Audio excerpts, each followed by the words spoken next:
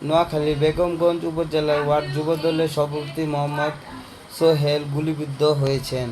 আজ রোববার সন্ধ্যা আনুমানিক 7:45টার দিকে ২ নম্বর গোপালপুর ইউনিয়নের ৮ নম্বর ওয়ার্ডের রসুলপুর গ্রাম এই ঘটনা ঘটে। আহত অবস্থায় তাকে উদ্ধার করে নোয়াখালীর ২৫০ শয্যার জেনারেল হাসপাতালে ভর্তি করা হয়েছে।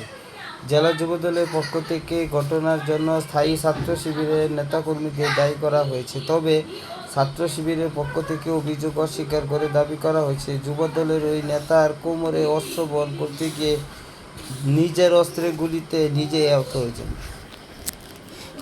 যুবদলের স্থানীয় নেতাকর্মীরা জানান, আজ সন্ধ্যা 7:45টার দিকে যুবদল গোপালপুর ইউনিয়নের ৮ নম্বর ওয়ার্ডের সভাপতি মোহাম্মদ সোহেল রসুলপুর গ্রামে তার বাড়ির সামনে দাঁড়িয়েছিলেন। হঠাৎ 7-8 জন সশস্ত্র ব্যক্তি এসে সোহেলকে লক্ষ্য করে কয়েকটি গুলি ছুড়ে পালিয়ে যায়।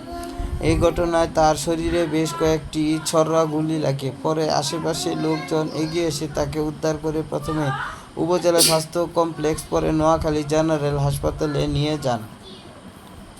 জেলা যুবদলের সাধারণ সম্পাদক নুরুল আমিন খান প্রথম আলোকে বলেন, শিবিরের কর্মীরা এই ঘটনার জন্য দায়ী।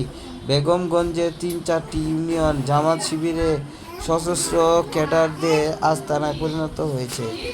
এর আগে ছয়ানী ইউনিয়নের অনুরূপ গুলিবর্ষণের ঘটনাও ঘটেছিল।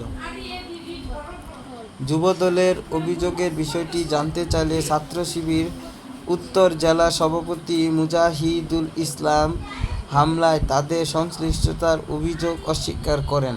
প্রথম আলোকে তিনি বলেন, তিনি সামাজিক যোগাযোগ মাধ্যমে দেখেছেন ভুক্তভোগী নিজেই অস্ত্র নিয়ে ফেরার পথে দুর্ঘটনার শিকার হয়েছেন। বিষয়টি বিস্তারিত তদন্তের দাবি রেখে তিনি উল্লেখ করেন, ঘটনাস্থল পরিদর্শনে থাকা বেগমগঞ্জ থানার পরিদর্শক তদন্ত মোহাম্মদ হাবিবুর রহমান প্রথম আলোকে বলেন, রসুলপুরের খালের পার সংলগ্ন অন্ধকারাচ্ছন্ন ও কাদাময় এলাকায় মাগরিবের সময় এই ঘটনা ঘটে।